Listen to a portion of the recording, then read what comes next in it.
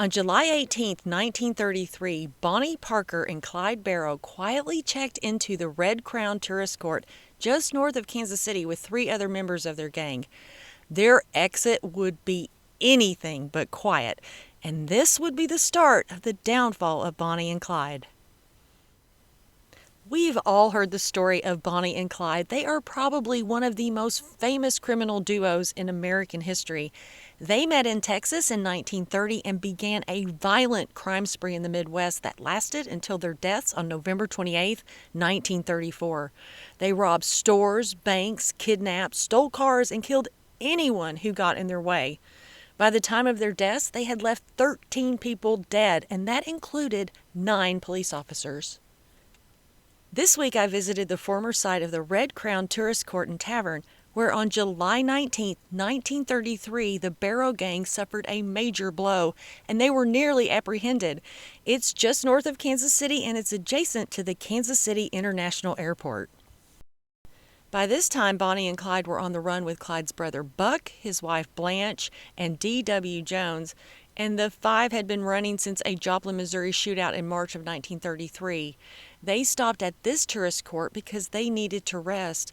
Now, most times they would just pull over and sleep in their car, but in June, the stolen car that Clyde was driving flipped and Bonnie sustained severe 3rd-degree burns to her right leg. Clyde was just looking for someplace that they could stay and rest for a few days. The morning of July 18th, the gang had been in Fort Dodge, Iowa, where they robbed small gas stations and emptied vending and gumball machines of their change before they headed south towards Kansas City. That evening, they arrived at the Red Crown Tourist Court and Tavern and rented 2 brick cabins that were connected by garages. One cabin had an internal door to the garage and the other one did not. The cabins were directly behind the Red Crown Tavern, which was a popular restaurant in the area, and they were very famous for their fried chicken. Clyde had Blanche check them in as 3 people, and she paid for the $4 fee with coins. And the manager, Neil Hauser, found that very odd. He also saw 5 people go into the cabin, not 3, and he noted that they pulled their car in backwards, gangster style.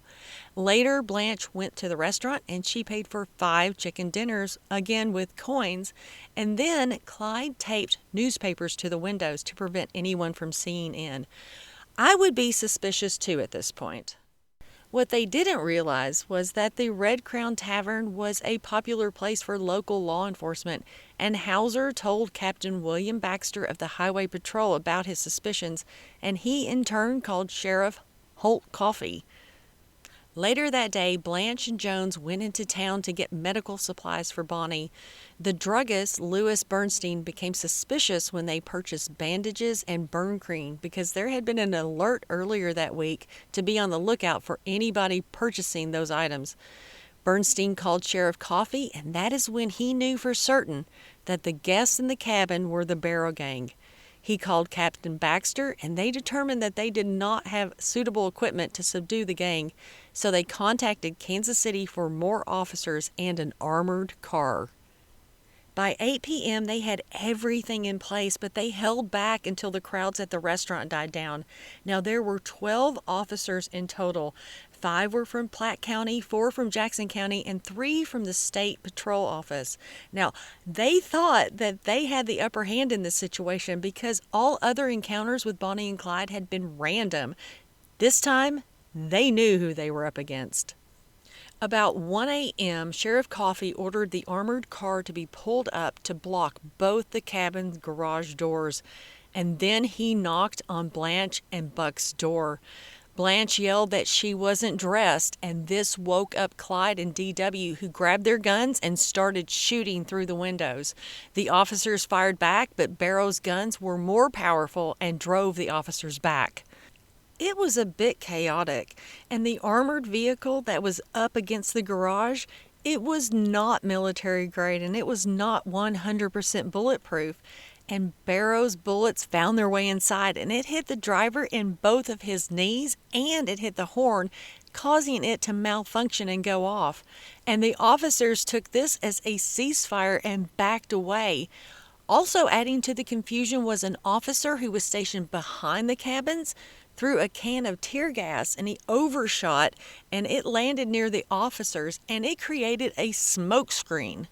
Bonnie, Clyde, and Jones jumped into the car in the garage, but Buck and Blanche, they had to run outside to get into the car, and Buck was struck by a bullet in the left temple. Now, Blanche and Clyde were able to pull him into the car to safety, and then Clyde took off and got past the officers, but they continued to fire. The rear window was shattered, and the glass shards went straight into both of Blanche's eyes. Less than a week later, they had made it about 215 miles north to Dexter, Iowa, and they were camping at an abandoned amusement park.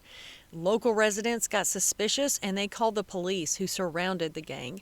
All 5 were wounded in the shootout, but Buck was shot 4 times in the back. Bonnie, Clyde, and D.W. managed to escape, but Buck and Blanche were captured. Buck died 5 days later of his wounds, and Blanche ended up serving a 6-year prison sentence.